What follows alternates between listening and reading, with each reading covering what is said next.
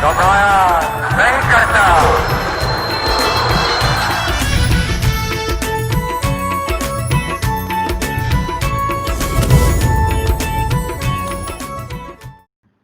السلام علیکم، آپ دیکھ رہے ہیں کے نیوز چینل۔ خبر شامل کرتے ہیں راولپنڈی سے۔ ہمارے نمائندے کی رپورٹ کے مطابق وارث کے علاقے خاتون کو برہنہ کر کے ویڈیو بنانے والے تینوں ملزمان ارسلان، محسن، عامر کو گرفتار کر لیا گیا۔ تینوں ملزمان 6 روزہ جسمانی ریمانڈ پر پولیس کے حوالے۔ دوران ریمانڈ ملزمان سے تفتیش کر کے واقعے کے حقائق کو سامنے لایا جائے گا۔